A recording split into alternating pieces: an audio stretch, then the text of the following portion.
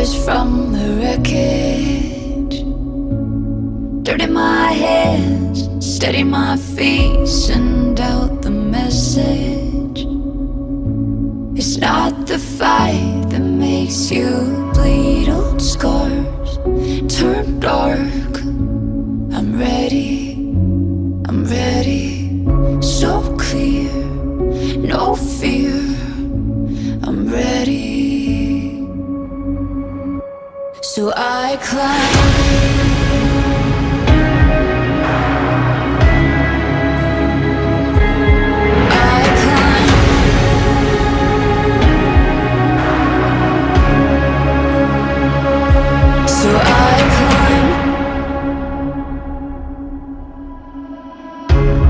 Through the ashes, twisted steel beneath my knees, cut through the static.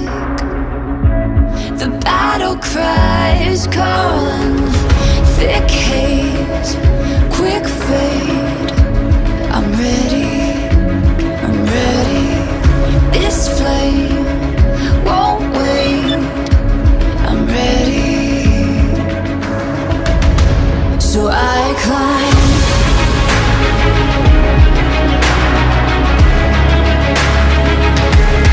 I climb.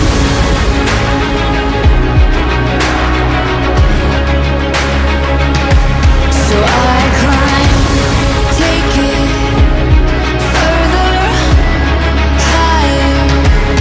I climb, rising from the fire. So I climb.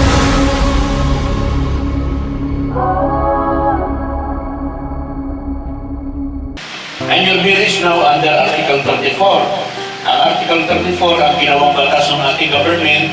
Kapag nagsasama na 26 pataas, pwedeng ikasal kahit walang ebidensya, legal at valid ang kasal. Ilang taon na kayo nagsasama? Ilan na po yung ebidensya?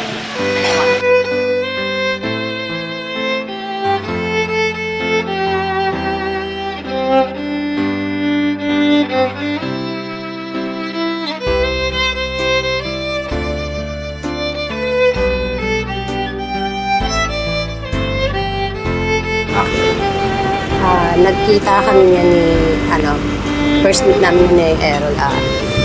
Nag-ano kasi kami ni rally. Sa rally noon, tapos tindero siya dun sa Sandigan, bayan ng mga pirated na DVD. Tapos nag-alok siya sa akin ng ng ate, baka gusto mo ng palamig. Ayun, sabi ko, ay huwag na po kuya kasi baka nilason yun. Yun.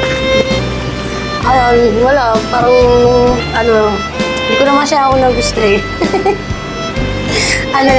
Parang kasi makulit siya. Tapos, yun, parang lagi niya akong sinusuporta yung nag-aaral ako. Kasi 3 year pa lang ako high school. Na kami niya doon, nagkakalala na kami. Nagustuhan ko sa kanya kasi naman siya, talagang masigasig siya, masipag, talagang pag sinabi naman sa trabaho, pag sinabing trabaho, kahit na kailangan niyang gumuwi sa bahay, trabaho talaga siya. Kapag tinatawag siya ng tawag ng trabaho niya, trabaho talaga. Yun yung gusto ko sa kanya. Sabi ko lang sa'yo, kasi sa nature ng trabaho mo, kasi walang bababa. Nakalaking sila sa ng Shopee.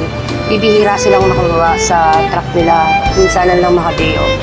Kaya mapapayo ko lang sa kanya, laging mag-iingat kapag inaantok, matulog, magpahinga, ay pagpagod, magpahinga. Kasi maraming disgrasya sa panahon ngayon. Yun lang, kasi gusto namin lagi kang ligtas kapag uwi sa bahay. Lagi ka naman namin naantay ng mga anak mo. Lagi mo lang tatandaan, mahal na mahal ka namin ng mga anak mo.